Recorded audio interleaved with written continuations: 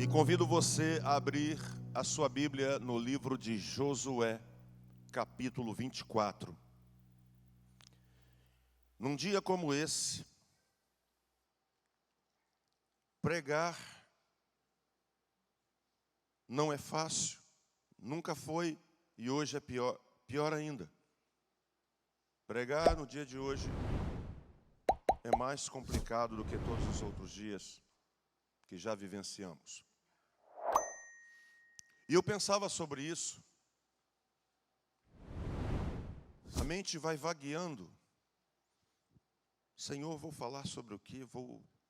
São 31.173 versículos, 1.189 capítulos na Bíblia. São milhares de assuntos, doutrinas, o que posso falar?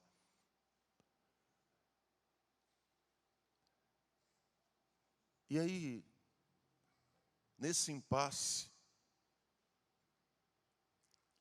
me veio um texto de Paulo a Timóteo, onde Paulo disse assim: Timóteo, pregue a tempo e fora de tempo. Porque a vontade hoje era, irmãos, vamos ficar de pé, vamos orar agora por toda a família enlutada e vamos encerrar. Praticamente estamos fora de tempo, mas Deus disse: pregue a tempo e fora de tempo. A urgência da pregação é extrema. O apóstolo Paulo disse que aprouve a Deus salvar as pessoas. Isso está escrito. Pela loucura da pregação.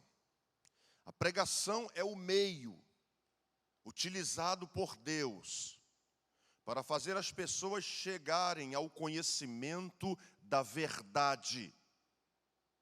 Jesus disse: conhecereis a verdade está aqui.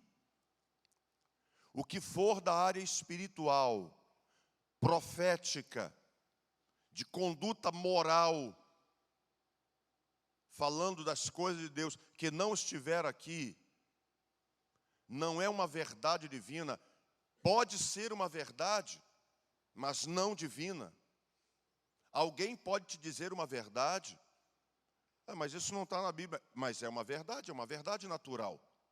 Mas as verdades espirituais, todas elas, todas as que Deus quis que nós soubéssemos, estão aqui na palavra. Ontem, alguém lá do Espírito Santo, Cachoeiro de Itapemirim, me mandou um vídeo, me fazendo perguntas, e queria que eu assistisse aquele vídeo. Eu assisti, e havia ali um pastor pregando, não vou dizer quem era, nem a igreja. E ele pregava e dizia, e falava sobre o pecado, sobre Adão, e que caiu e Eva, o pecado original, hereditário e tudo isso. E aí ele criou um diálogo no céu, não é? Isso aí é comum até. Eu vou aqui dramatizar para você, dentro da coerência, você pode fazer isso. E aí ele, naquele diálogo, então, ele chamou o filho dele, ele chamou o filho e falou: filho, olha o que Lúcifer está fazendo na terra. E ele chamou o seu filho. E o filho dele, os irmãos, não sei se os irmãos sabem, tinha outro nome no céu. Aí tu já fica, qual era? Jesus, antes de vir a essa terra, o nome dele era Gabriel, ele era o anjo Gabriel. Aí a gente coça a cabeça, aí tu fica, peraí. Assim, o Gabriel veio trazer a mensagem a Maria que ela teria um filho. Então, tipo assim, eu, que você teu filho, aí você, de onde este sujeito tirou um trem desse? De onde foi? Aí você lê a Bíblia de capa a capa, você não encontra nada que diz respeito a isso. Mas aí, o que acontece? Não, mas quem falou foi o meu líder. Irmão, até aí morreu Neves. Se quem for falar para você não tiver base bíblica, eu não vou crer porque você é o meu líder. Eu não vou crer porque você é o líder da célula, sei lá de quê. Eu vou crer porque... Cadê? Onde é que está isso na Bíblia? Não, mas foi o meu pastor que falou, foi o pastor Anselmo. Mas cadê? Tem base. Ah, mas foi a irmã que falou, ela é de oração. Cadê? Tem base? O que falou? Nós precisamos da palavra como guia, como rédea, como norma de conduta. Então, eu vou te trazer uma palavra em Josué, capítulo 24, e vou tomar Josué aqui apenas como alguém para introduzir essa mensagem que vou ministrar, porque o que ele fala aqui é o que eu vou usar. Eu não vou abordar aqui o que estava acontecendo historicamente nessa época, no meio do povo de Israel, o porquê, né, Josué disse o que disse, o que estava acontecendo ali na época. Mas vou pegar essa passagem, trazer para os dias de hoje, desde que, vindo da palavra, né, da época dele até Jesus, e trazendo para os dias de hoje, aplicá-la dentro daquilo que realmente acontece na vida de qualquer ser humano. Então, nessa manhã, eu vou te falar sobre decisões, escolhas. Nós vivemos fazendo escolhas todos os dias e muitas escolhas. Nós não escolhemos pouco. Todo dia, a partir do momento que você acorda, até o momento de você deitar de novo, você já terá feito e tomado inúmeras decisões. E Josué, então, no capítulo 24, versículo 14 e 15, ele chama o povo a uma tomada de decisão. E ele diz assim: agora, pois, temei ao Senhor. Tenham temor de Deus, ele está dizendo. Só para explicar aqui, temer aqui não é medo.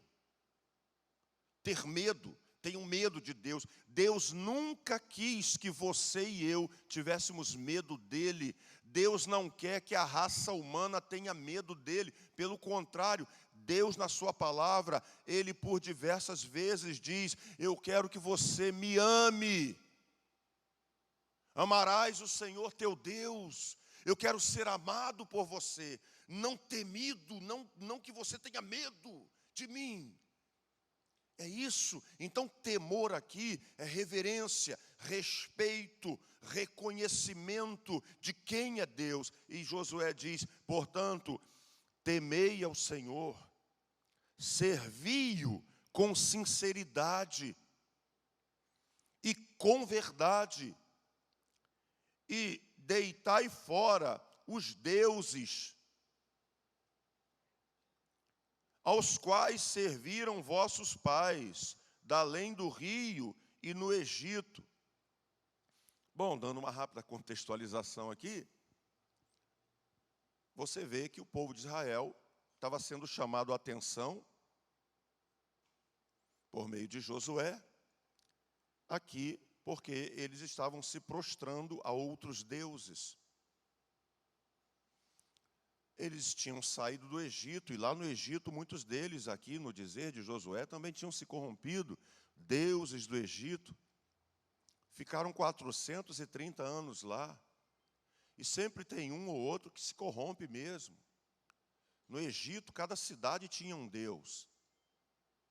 A teogonia do Egito, teogonia é geração de deuses, a geração de deuses do Egito era extensa. O Nilo era um deus, era o deus da fertilidade. O sol era um deus, era o deus Ra. Osíris era o deus da morte, um abutre. Tote, que era um macaco, era o deus da inteligência. A serpente era a deusa da fronteira ocidental, chamava-se Sete. Serafis era a deusa que cuidava das lavouras. Cada local tinha um deus, e as suas imagens, e eles se prostravam, se adoravam, e Deus está dizendo, e o Senhor está usando Josué para falar que eles devem abandonar isso, e diz assim: larguem isso tudo e servir ao Senhor. Sirvam só a Ele. Ele está dizendo, para com isso, deixa isso para lá. Os irmãos vão ler a palavra, e quem aqui conhece sabe, veja. Vou abrir um parênteses aqui, não sei se vou conseguir terminar o que vou começar dentro dessa mensagem, mas também não vou te deixar sem conclusão. Nesse parênteses que eu abro, vamos imaginar que nós vivêssemos na época de Davi. Todos nós estamos no rei de Israel, vivendo na época de Davi. Davi já está velhinho, Davi vai falecer, e quem vai suceder Davi é Salomão. Salomão foi aquele homem que entrou para a história devido a decisões, a episódios que ele vivenciou que glorificaram a Deus e demonstraram como Deus atuava através da sua vida. Por exemplo, Salomão pediu a Deus sabedoria e conhecimento. E Deus deu muito além a ele. Porque Salomão pediu sabedoria e conhecimento, ele disse para Deus, para dirigir, Senhor, este teu tão grande povo. A preocupação de Salomão era, eu preciso dirigir esse povo e eu preciso de sabedoria vindo de ti e conhecimento vindo de ti. Isso merece aplausos. Salomão, quando esteve diante de duas mães, uma com um filho morto e a outra com um vivo, como se saber, não havia DNA, teste de DNA na época, não tinha como. Uma dizia, não, o morto é meu filho, o morto é o filho dela, o vivo é o meu. Ela trocou de noite e tal. E como saber? Salomão, com a extrema sabedoria dada por Deus, resolve, não que ele fosse cumprir aquilo, mas para descobrir quem era a mãe verdadeira, ele, soldado, pega a espada aqui, parte essa criança no meio, dê metade para cada uma. Então ele descobre quem é a mãe verdadeira, porque não, dê o filho vivo para ela. E ele descobre, essa é a mãe, pode dar o filho para ela. E a outra que não era a mãe diz, não, nem meu nem dela, pode matar a criança. Salomão descobre, merece aplauso. Mas esse mesmo Salomão, é o que está acontecendo aqui, que Josué está falando. Esse mesmo Salomão, você continua lendo a história, lá na frente, ele vai se desviar da rota, irmãos. Ele vai sair da rota. Ele vai se aparentar com mulheres estranhas, as quais Deus dizia para não fazer. Ele vai casar com mulheres, vai manter o seu harém com mulheres de outras nacionalidades.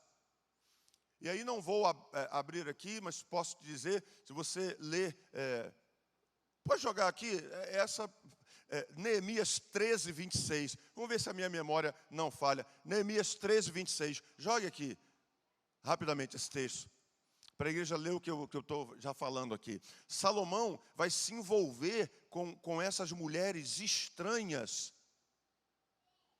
13, 26? 26. Esse é o 23. Olha lá. Olha Salomão, olha o que a Bíblia diz acerca dele. Não pecou nisto Salomão, rei de Israel. O homem foi levantado por Deus, mas ele saiu da rota. Ele saiu das escrituras, ele saiu. Mas cara, é Salomão, e daí? É isso que eu estou te falando. É o meu líder, e daí? Veja, não pecou nisto Salomão, rei de Israel.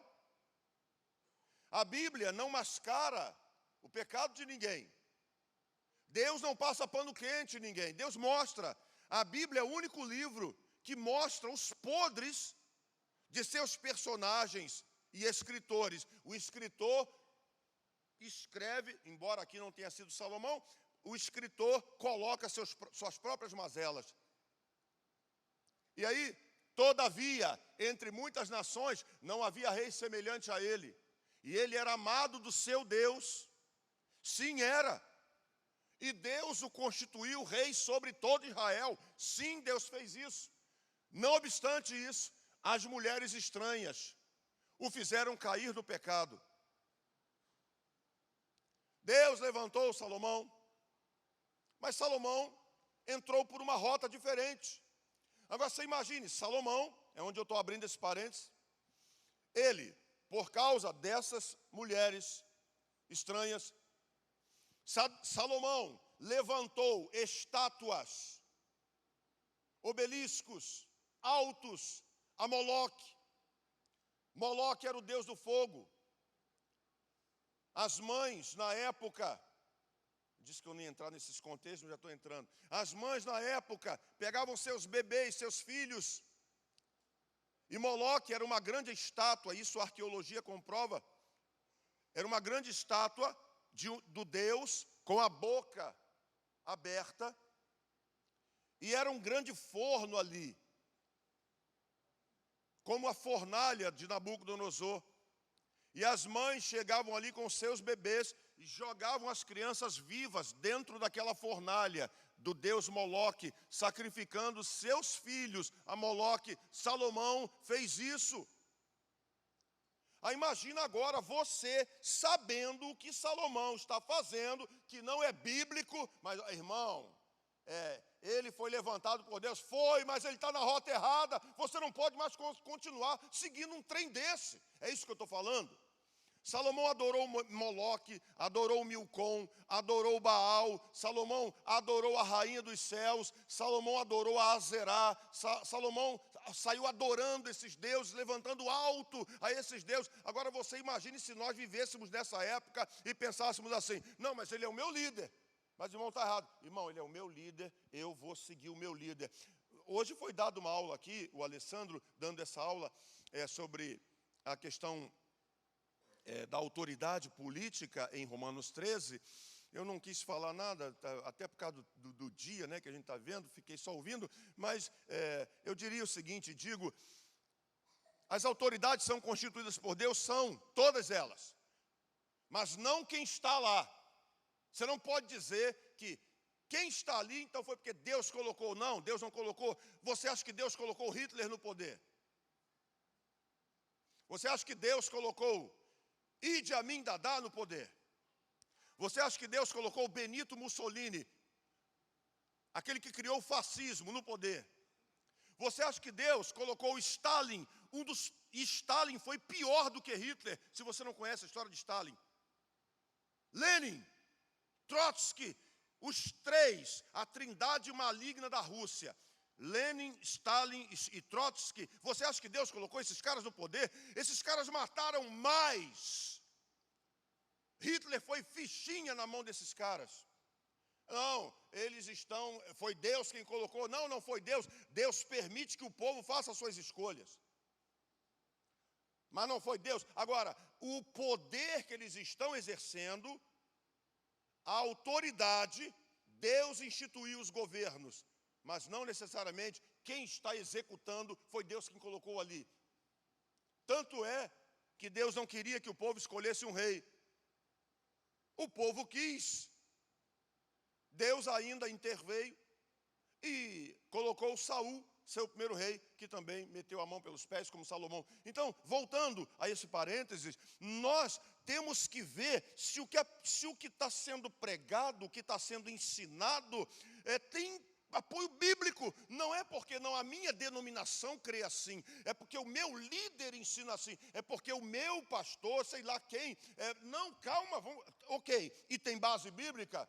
A minha fidelidade é às Escrituras. Então, voltando à questão política, eu tenho que obedecer às autoridades, é claro que tenho, desde que, até o momento em que essas autoridades não se insurjam contra a lei de Deus.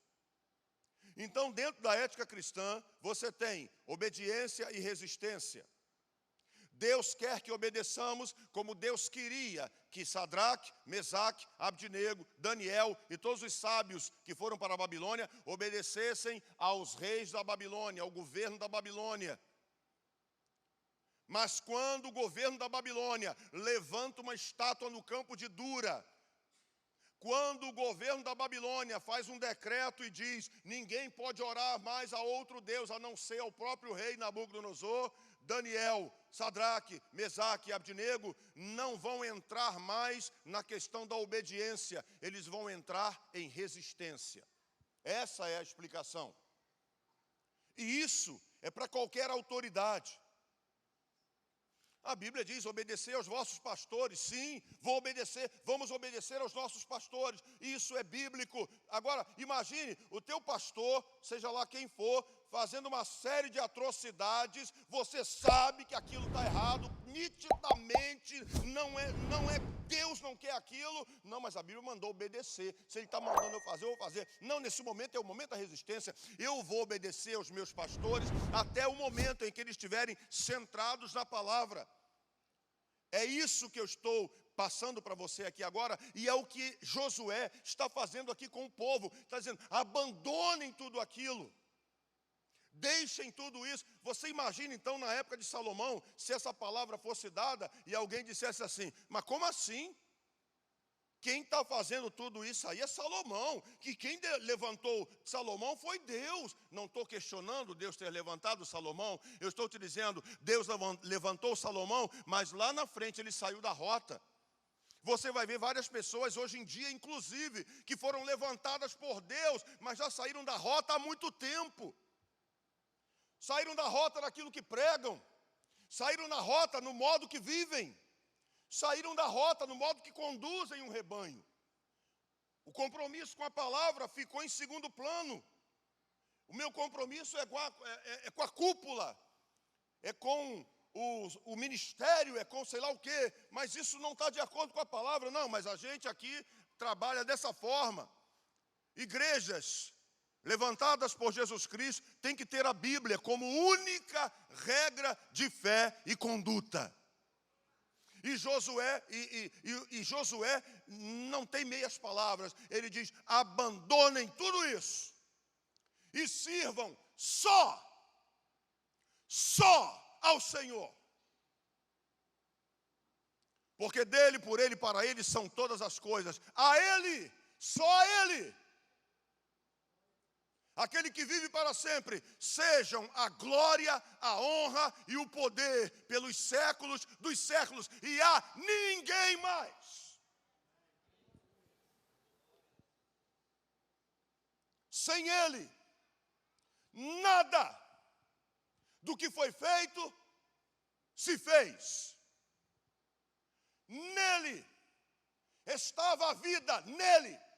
E a vida era a luz dos homens. E os homens não a compreenderam. Amaram mais as trevas do que a Deus. Nele, Jesus Cristo. Ele disse, eu sou o caminho. Eu sou a verdade. Eu sou a vida. E ninguém, nenhumzinho só, vai ao Pai, se não for por mim. Por mim.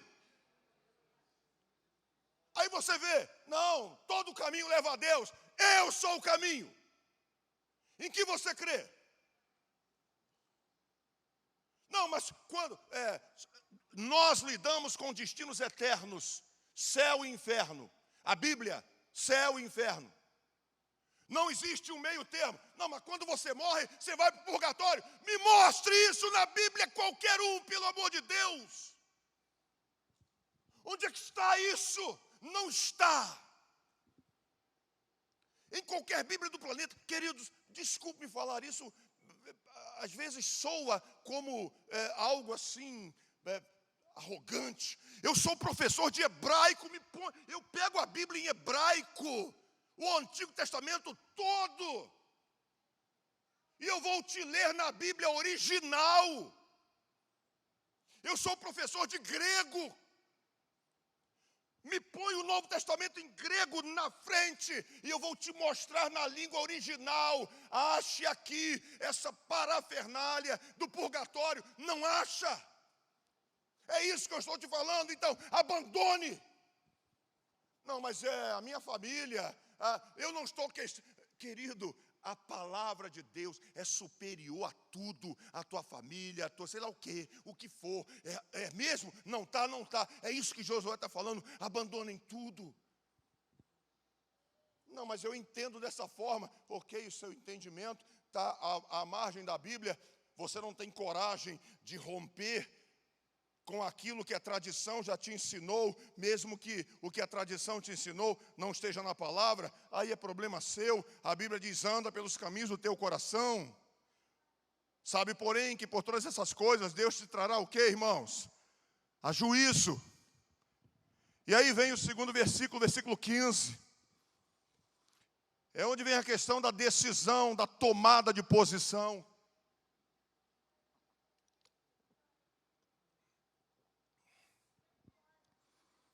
Josué diz assim: porém,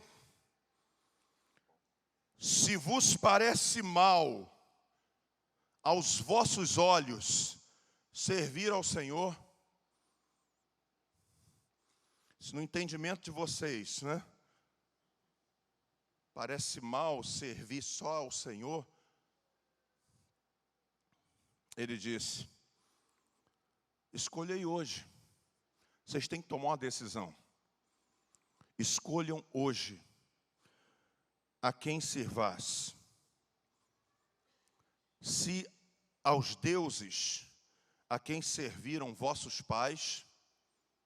Você está vendo a questão familiar aqui? Não, porque a minha família, muitas pessoas são assim, né?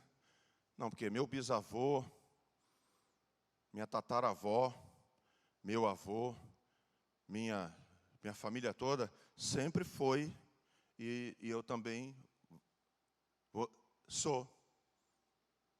É tipo assim, não importa o que a Bíblia diga, eu não estou nem aí para o que ela diz. O que importa é que a minha família sempre vem nessa tradição, e eu vou para... Ok, isso tudo bem. Eu volto a dizer, anda pelos caminhos do teu coração. Nós temos que, da mesma forma, quando tomamos uma decisão, e a decisão que tomamos, lá na frente, trouxe consequências erradas, ruins, a mesma autoridade, coragem e que eu tive... Não, eu sei o que eu estou fazendo.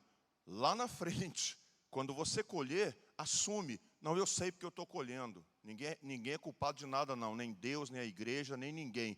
Eu tomei essa decisão. Vou te dar um exemplo.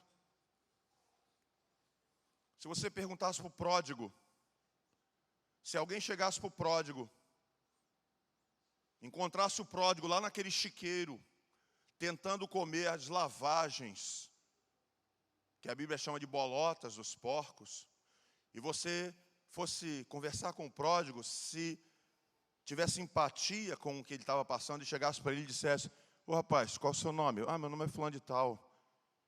E aí, eu estou vendo aí que você está, rapaz, tentando comer isso aí é lavagem. O que houve, cara? Como é que você veio parar aqui? Como é que você chegou nessa situação? Você acha que o pródigo te diria o quê? Não, é porque a sociedade é injusta. É porque a distribuição de renda, é porque eu fui perseguido. Não, o pródigo teria uma resposta para te dar. Ele diria: sabe por que eu estou nesse chiqueiro aqui?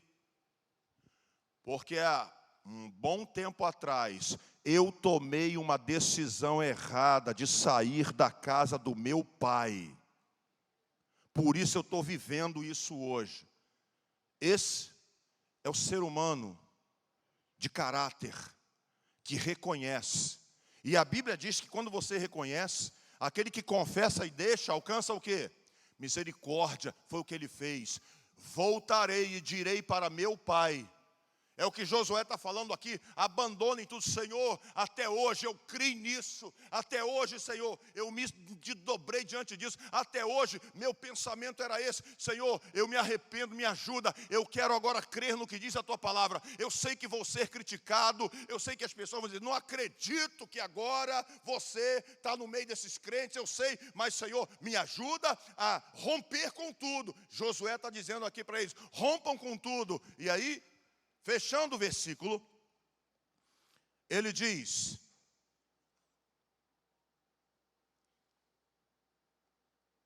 versículo 15, vou repetir. Porém, se vos parece mal aos vossos olhos servir ao Senhor, escolhei hoje a quem servais, se os deuses a quem serviram vossos pais, que estavam além do rio, ou aos deuses dos amorreus em cuja terra habitais. Aí ele diz: Porém eu e a minha casa, eu e minha família, nós serviremos ao Senhor. Essa é a minha escolha, essa é a minha decisão. Josué estava, em outras palavras, dizendo assim: eu não vou com a maioria, eu não vou com a minha raça. Nesse sentido, entenda, Josué era hebreu, estava falando para hebreus. Ele disse: se vocês entenderem que parece mal servir ao Senhor, estou com vocês. Não, ele diz: eu não vou acompanhar vocês, eu não vou seguir com vocês, eu vou tomar a reta diferente de vocês. Eu e a minha casa serviremos ao Senhor, eu e a minha família. E essa é a questão que vou te passar agora. Hoje, quando você saiu de casa, você decidiu que relógio colocar no pulso, que calça você vestir, você decidiu se vinha a pé, de ônibus, de bicicleta, de moto, você decidiu se vinha ou não vinha. Quando você acordou, você decidiu se ia tomar café puro, café com leite, amargo ou doce. Você já tomou diversas decisões hoje e vai continuar decidindo. Quando o culto terminar aqui, você vai continuar decidindo: vou para onde me convidaram, para esse almoço que me convidaram, ou vou para casa, estou cansado. Você vai ter que decidir. Vou voltar para o culto à noite, hoje é final do retiro, ou não? Você vai tomar outra decisão. Nós tomamos centenas, dezenas ou centenas de decisões todos os dias, mas são decisões que na maioria das vezes, não vão afetar a nossa vida espiritual. Agora veja isso. Josué diz: escolham hoje. É hora de vocês decidirem. E eu vou te falar de 3 homens, em rápidas palavras, que tomaram decisões que iria afetar a vida deles por toda a eternidade. O primeiro deles, não precisa projetar os textos, eles são imensos, eu faço menção a eles. O primeiro deles está em Lucas 16. Quem conhece a palavra, está sempre lendo a palavra, sabe que Lucas 16 registra a parábola do rico e de Lázaro. E nesta parábola, diz ali Jesus que Lázaro morreu e foi levado pelos anjos para o seio de Abraão. Mateus registra a crença judaica. Entre os judeus na época de Jesus, todas as pessoas tementes a Deus, que passavam para a eternidade, está registrado ali, eram levadas para o seio de Abraão. Entenda o seio de Abraão, estão com Deus. E quando o rico morre, e Lázaro comia as migalhas que caía da mesa do rico, o discurso é outro. Jesus disse: e morrendo o rico, foi sepultado. Olha a diferença. Lázaro foi levado pelos anjos para o seio de Abraão. E morrendo o rico, foi sepultado. Continua o texto. E no Hades. Hades é uma palavra grega, dentre muitas. Hades, Tártaro, Guiena. Hebraico é Seol, Sheol em hebraico, a gente fala Seol, mas é Sheol. Que de acordo com o texto onde está a palavra, você pode traduzir até com outras acepções, mas no geral, Hades, no grego, é inferno. É o mundo dos mortos. Só que nesta passagem, é uma delas que se traduz como no além, e no Hades, e na eternidade. Porque quando as pessoas morrem, não há um texto sequer na Bíblia que diga que morreu, acabou. Morreu, acabou. Aqui se faz, aqui se paga. Você acha que Hitler pagou o quê? Ele matou 6 milhões de judeus. Hitler foi preso, pagou o quê? E mesmo que ele fosse, você acha que aquilo pagaria? Stalin, leia um pouco da história de Stalin, você vai ver que Hitler foi aluno primário de Stalin. Stalin foi um monstro. Pega Idi Amin Dada. Idi Amin Dada pegava seus prisioneiros na África e lançava no lago com crocodilos, os caras vivos. Jogava para os crocodilos dilacerar todo mundo. Esse foi Idi Amin Dada. Aqui se faz, aqui se paga. E aí? Saddam Hussein. Não, mas ele foi enforcado. Ok, acabou? Todos foram para a eternidade. E quando vai para a eternidade, o que a Bíblia fala? Após a morte, guarde isso, Hebreus 9, 27, após a morte. Eu estou falando de Bíblia, irmão. Eu não estou falando de tradição, eu não estou falando do que a minha família, do que vovó, do que vovô, do que meus tios, de que minha família. Não, estou falando de Bíblia. A Bíblia fala, ao homem está ordenado morrer apenas uma só vez. Vindo depois disso, o que, irmãos? Quem conhece, diga. O juízo. Após a morte, segue-se o juízo. Porque eu estou te pregando isso? Porque aqui é igreja, aqui é lugar de falar a verdade, aqui é lugar de abrir os seus olhos e dizer, nós não vivemos para sempre, um dia a gente vai embora daqui, e quando você for embora daqui, já aqui, você tem que estar com Cristo, e muito mais quando você partir, porque quando partir, não há mais o que fazer. O rico, no Hades, ele estava desperto. Ele viu Lázaro no seio de Abraão, em descanso. O que Deus está querendo mostrar através dessa passagem existem duas realidades eternas. Um lugar de sofrimento e um lugar de gozo eterno. É isso. Existe um lugar onde você estará com Deus e um lugar onde você estará em sofrimento, afastado de Deus. Essas mensagens não enchem igreja, essas mensagens enchem os céus. Quem enche a igreja sai prometendo prosperidade.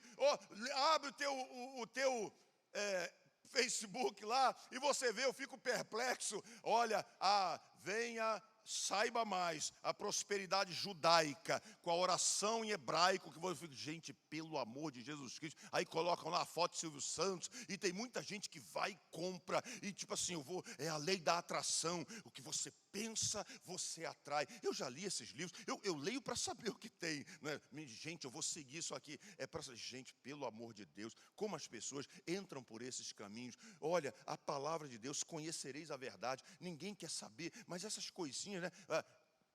Quando você começa a pensar, você atrai. Eu vou começar a pensar em aviões, para ver se eu atraio alguns Boeings. Eu quero abrir um aeroporto, eu quero ter um hangar. Vou começar a pensar em helicóptero. Firme, helicóptero. Não, vou começar a pensar que hoje a lei da atração, Pix.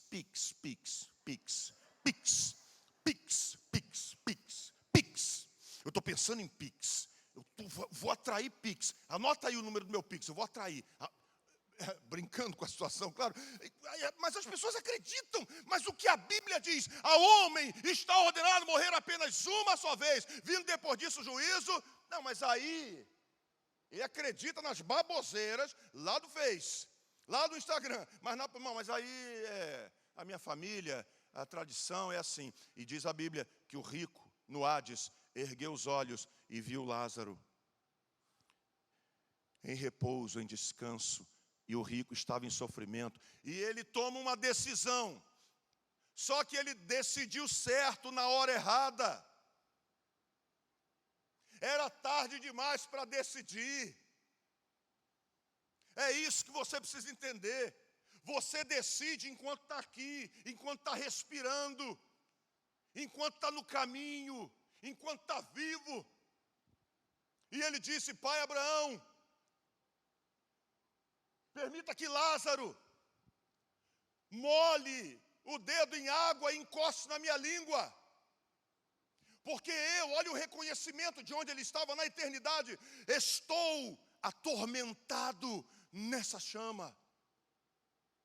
Eu estou em lugar de tormentos. E Jesus registra que Abraão disse: há um grande abismo entre você e Lázaro. Quem está aqui não passa para aí. E quem está aí não passa para cá. Aí você vai ver, aí, irmãos, é isso que, como é que alguém bota a cabeça no travesseiro e dorme em paz? Foi isso que eu ensinei. Ninguém é tão bom para ir para o céu. Quem disse que você vai para o céu porque você é bom? Deus olhando do céu à terra não viu um justo sequer. Nós não vamos para a glória de Deus porque somos bons, nossa natureza é pecaminosa. Nós vamos para a glória de Deus porque Jesus Cristo, o justo, morreu por nós, pagou o que nós devíamos. Nós somos hoje comprados, nós fomos comprados. E se eu compro essa garrafa, ela é minha e eu levo para onde eu quiser. Ela é minha. Ele te comprou com sangue, não foi com coisas corruptíveis. E Ele vai levar você para a glória. Não é porque você é bom, é porque Ele te comprou. Não depende da tua bondade, não depende de você dar esmolas ou não. Você entregou a sua vida a Ele. Quem crê será salvo, quem não crê será condenado. Olha as verdades. Então alguém vem, ninguém é tão bom para ir para o céu. Ninguém é tão mal para ir para o inferno. Quem é que diz que você vai para o inferno porque você é mau? A Bíblia nunca disse isso. As pessoas irão para lá por rejeitarem a Deus, por rejeitarem o único caminho que é Jesus Cristo. Você escolheu outros. Você é uma pessoa até boa. Você é um bom pai, você é uma boa esposa, você é um bom filho, você paga suas contas, você faz tudo certinho, você é uma pessoa ordeira, você não briga com ninguém, você até leva prejuízo em certas coisas, você nunca colocou ninguém na justiça e tal, mas Paulo disse em Efésios 2, 8 e 9, pela graça sois salvos, e isto não vem de vós, não vem pelas obras, para que ninguém se glorie, é dom de Deus, é pela fé, é a fé em Jesus Cristo. Então as pessoas só têm dois extremos, mas a escolha tem que ser agora. O rico escolheu tarde demais, ele estava acordado na eternidade. As pessoas que passam para a eternidade estão acordadas, querido, isso está na Bíblia.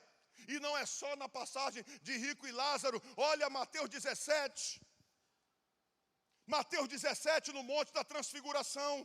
Jesus está ali com Pedro, Tiago e João. Quem é que aparece lá para Pedro, Tiago, João e Jesus? Elias e Moisés, que já tinham morrido há muito tempo.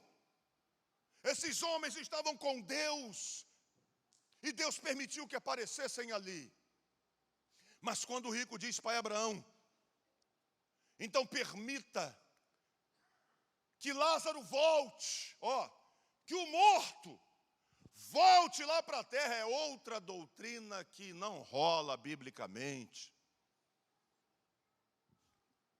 Está escrito ali: a favor dos vivos, consultar-se-á os mortos. Os vivos sabem que hão de morrer, mas os mortos, é isso que está escrito, não sabem coisa alguma. Ué, mas como é que o rico sabia que ele tinha 5 irmãos? Sim, a consciência não é apagada. Quando os mortos não sabem coisa alguma, eles não podem mais interferir em nada daqui, tanto que ele nem tenta.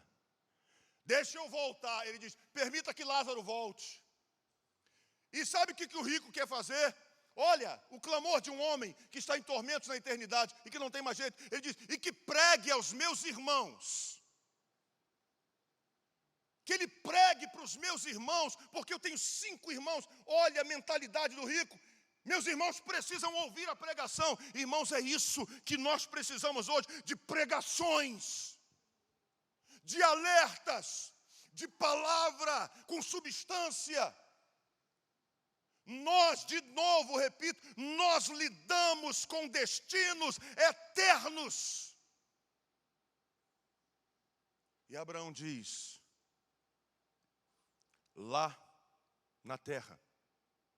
Eles têm lá Moisés e os profetas.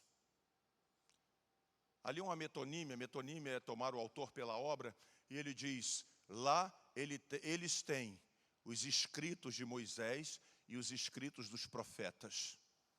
Se eles não creem no que está escrito, é o que acontece hoje.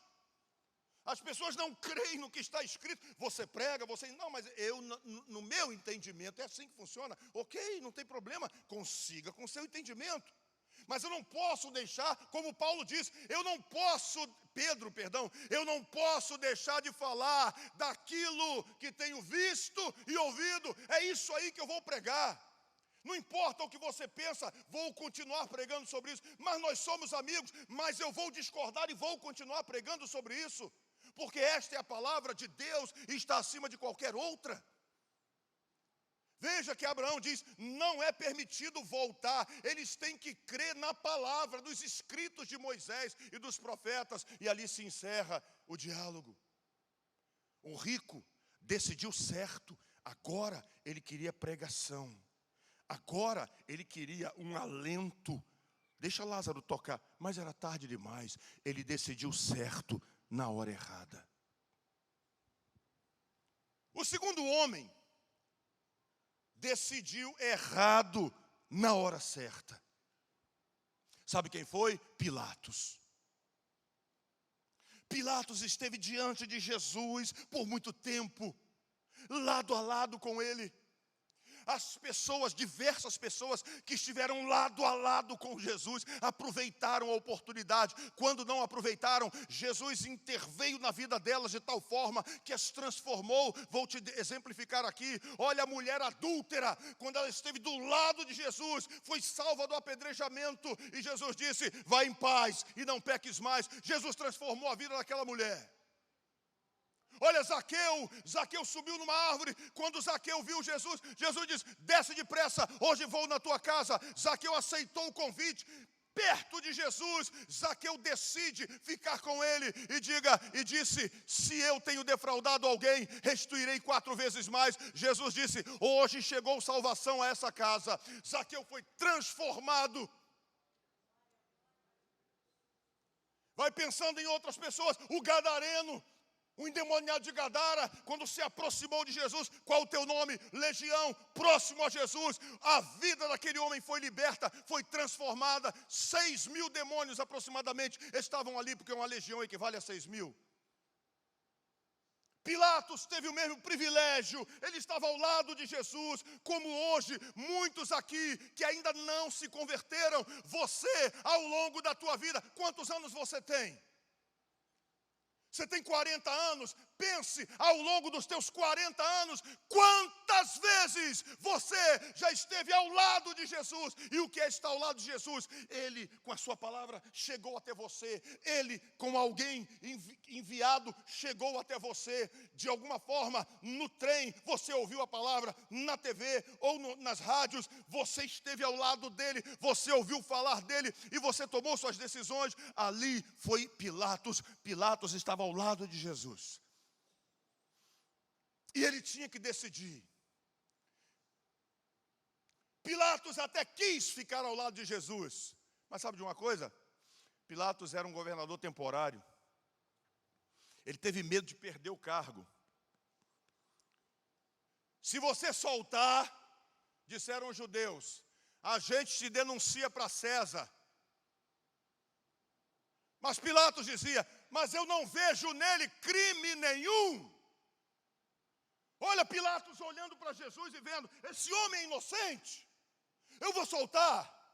Se soltar, a gente te entrega para César. Vou perder meu cargo. O que eu faço agora? Fico ao lado de Jesus ou da minha posição? Que fazer agora? Fico ao lado da palavra ou da tradição da minha família, independente do que vai acontecer na eternidade? Que fazer agora? Pilatos diz, eu vou mandar açoitá-lo e vou soltar. Pilatos está num esforço imensurável para soltar Jesus, ele quer soltar Jesus. Como se não bastasse, chega a mulher de Pilatos e fala no ouvidinho dele: Pilatos, não te metas com esse homem, ele é justo. Aí que o tormento aumenta. Em um sonho, Pilatos, a esposa falando: muito sofri por causa dele. Não entra nessa querela. Não entra nessa questão, Pilatos. Não te metas com ele. Esse homem é justo. Mas Pilatos tem que decidir. Em cima do muro ninguém fica. Ele diz: então, o que vocês querem que eu faça? Olha, ele joga para a multidão: o que vocês querem que eu faça? Não, não é o que vocês querem. Não é o que a sua família quer. A decisão é tua. É singular. A tua decisão não depende do que vovô, maninha, painho vai dizer. A decisão é tua, você decide. Eu ouvi a palavra, eu tomo minha decisão. Ah, mas a nossa família, eu não estou decidindo por causa da nossa família. Eu estou decidindo por causa da palavra do Deus Todo-Poderoso. É isso. Pilatos joga para a multidão: o que vocês querem que eu faça? O que faço com ele? Crucifica-o. Era isso que Pilatos queria? Não, não era. Mas ele permite. E era plano de Deus, eu sei, e vocês também. Jesus vai ser crucificado e Pilatos vai lavar as mãos. Reza a tradição judaica, não a Bíblia. A Bíblia não fala, por isso eu digo, é uma tradição e não estou dizendo que isso é uma realidade. Mas conto para você por curiosidade. Há uma tradição judaica que diz, nos escritos dos pais apostólicos da época, que Pilatos nunca mais teve paz depois disso. Ele morreu louco. De 5 em 5 minutos, Pilatos olhava para as suas mãos e ele via manchada de sangue. E ele pedia para lavar, ele lavava. Daqui a pouco, ele via de novo sangue nas mãos, ele voltava para lavar. E assim sucessivamente. E essa tradição diz que Pilatos morreu louco. Pilatos teve a decisão de decidir por Jesus. Jesus estava ao lado dele. Ele decidiu errado na hora certa. A hora certa. Hoje, Jesus está aqui. Essa é mais uma hora certa que muitos de vocês estão tendo aqui. É mais uma das horas certas. Jesus te trouxe hoje aqui para ouvir essa palavra e dizer: hoje, de novo, eu estou te colocando diante de mim. Decida, escolha. Faça o que Josué disse. Deixa de lado. Ah, mas a nossa tradição, não estou falando de tradição, estou falando de Bíblia. De ensinamentos eternos. E o último homem, esse decidiu certo. Na hora certa. O primeiro decidiu certo na hora errada, foi o rico. O segundo decidiu errado na hora certa, foi Pilatos. E o terceiro decidiu certo na hora certa. Digam-me vocês quem foi. Quem foi?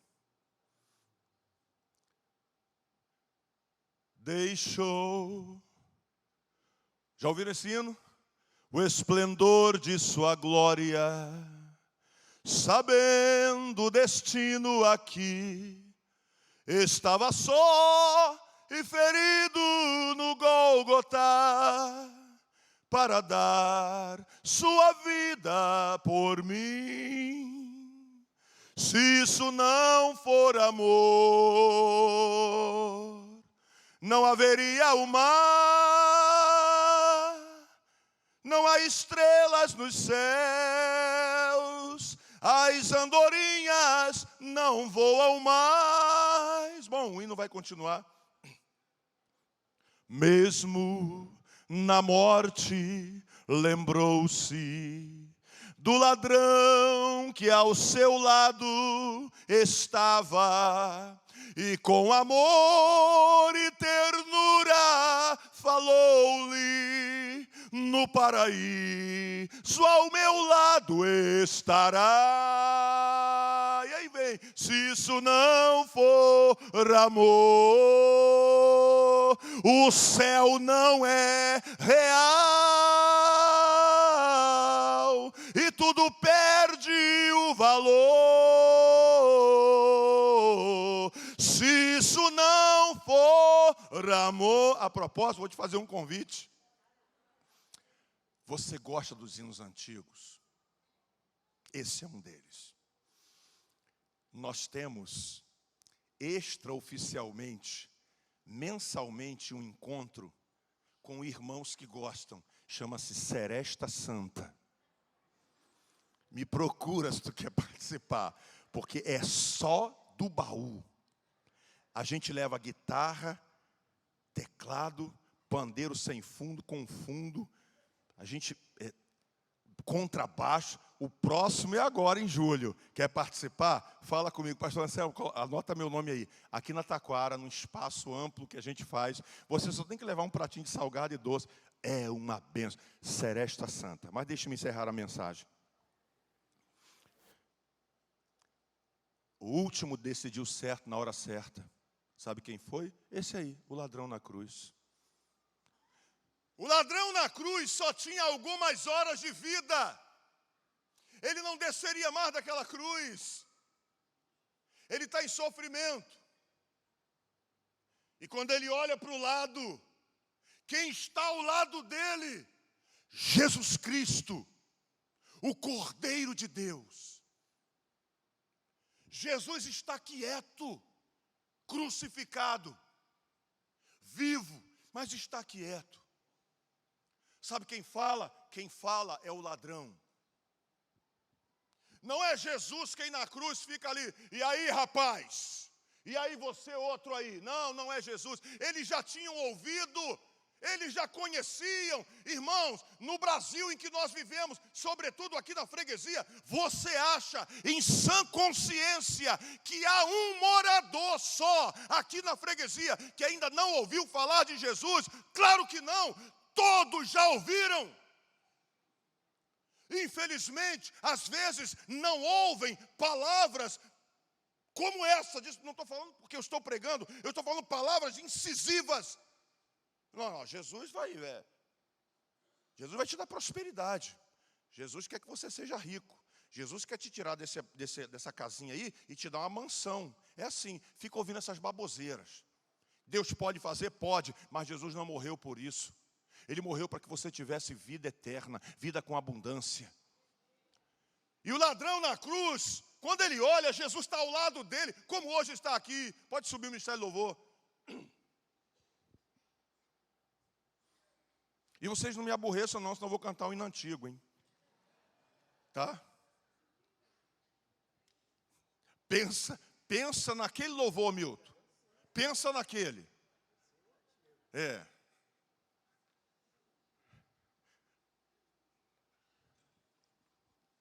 Aquele homem diz: Senhor, lembra-te de mim quando entrares no teu reino. Aquele homem não diz assim: Senhor, me livra dessa cruz aqui agora. O outro diz: se o Senhor salvar a ti e a nós, creremos em ti. Tem gente que é assim: se Jesus, se ele fizer isso que eu estou precisando, eu vou para a igreja. É como se você dissesse para uma pessoa, preste atenção, imagine que alguém quer te dar de presente 5 milhões de dólares. Aí você diz para a pessoa assim: é mesmo, você quer me dar? Sim, os 5 milhões são teus. É só você assinar aqui e já está na tua conta. É presente que eu estou te dando. Aí você diz para a pessoa assim: bom, se você fizer isso que eu quero, né? Está vendo meu filho aqui? Ele quer entrar para a Marinha, né? Se você conseguir fazer com que ele seja admitido lá na Marinha, eu aceito esses 5 milhões de dólares aí. Vamos ver. Como se fosse um favor. Tipo assim, não, se Deus está te oferecendo a eternidade, Deus está te oferecendo o céu, Deus está te oferecendo garantias eternas, e você, não, se Ele me abrir essa porta de emprego, eu vou para a igreja. Se Ele curar sei lá quem, eu vou agora aceitá-lo como Salvador. É isso que você está falando para Deus. O ladrão decidiu certo, na hora certa. E hoje é a hora certa. Você está diante dele. Você não pode vê-lo, mas ele está te vendo.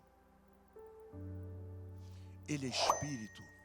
E ele disse: onde houver 2 ou 3 reunidos no meu nome, eu estou onde? No meio deles. O Senhor Jesus está diante de você agora, você que se desviou. O Senhor Jesus está diante de você agora, você que ainda é reticente. Não, eu tenho a minha religião. Eu não estou falando de religião, santinho. Religião só vai te... A última coisa que a religião pode fazer por você é te dar um jazigo perpétuo em algum lugar e uma placa na tua lápide lá, com algumas coisas escritas, porque Jesus Cristo não é religião. Jesus Cristo é o único caminho que leva a Deus. Religião por religião, Jesus teria se agregado aos fariseus, teria se agregado aos saduceus, Jesus teria congregado com os herodianos, Jesus teria congregado com os essênios, Jesus teria até mesmo ido para um campo de maior terror, que eram os sicários. Mas Jesus vem com uma nova mensagem, dizendo: vinde a mim. Em outras palavras, ele estava dizendo: não são os fariseus, não vão para lá, vinde a mim. Saduceus, não são eles, vinde a mim. Essênios, não são os essênios, vinde a mim. Então, querido, eu não estou te falando de uma religião. Todo mundo tem que ter uma religião, não. Todo mundo tem que ter Jesus Cristo. Jesus Cristo. Religião não salva, tradição não salva. Pegue a palavra de Deus a partir de hoje, examine a palavra. É isso aqui que vai mudar a tua vida, é isso que vai transformar teus pensamentos. Você pode ficar de pé?